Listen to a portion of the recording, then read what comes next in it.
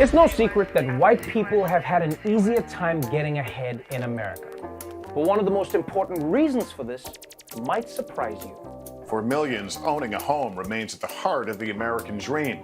But many black Americans have been left out. A new report says just 44% of black families own a home, compared to 74% for whites. Owning a home is the way that most people develop wealth. It is the way that for years and years and years, people have been able to pass something on to their children or pay for their education. It's part of the reason the average white family has about 10 times the median wealth of a black family. The gap between white and black homeowners is greater now than it was since before the Fair Housing Act of 1968, when segregation was legal. That's right. The home ownership gap is worse for black people now than it was in segregation, which is insane. I never thought a black guy could be able to say, Jim Crow, those were the good old days. But it makes sense when you realize how owning real estate helps you build wealth. And that wealth becomes generational, because home ownership is one of the surest ways for families to pass down wealth. Not Beanie Babies, grandma, but they're still very cute, save them for me. But also, think about a portfolio. So, black Americans have had less wealth than white Americans for decades. And a large part of that was because they couldn't build wealth by owning a home. But why? Why couldn't they own homes at the same rates as white Americans? Well, like most things dealing with racial inequality, it starts with the government.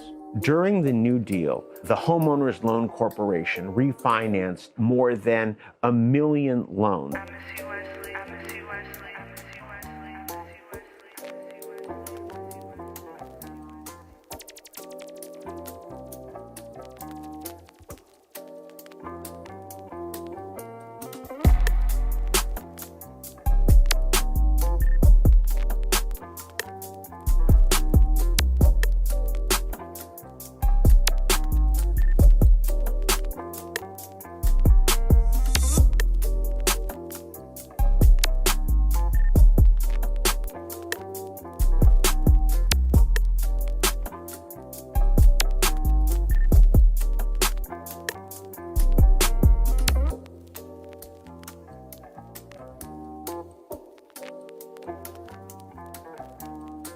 But while the pandemic is causing millions to face a mortgage crisis for the first time, housing instability is nothing new for black people. In fact, it's something African Americans have been dealing with long before the coronavirus. So let's find out why.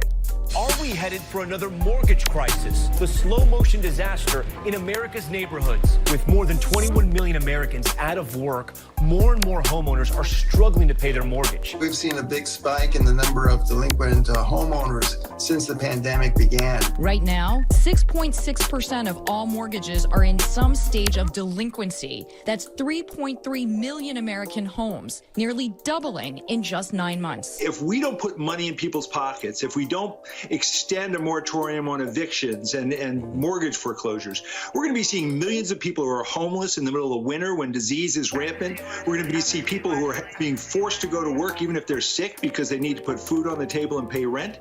And that is unconscionable.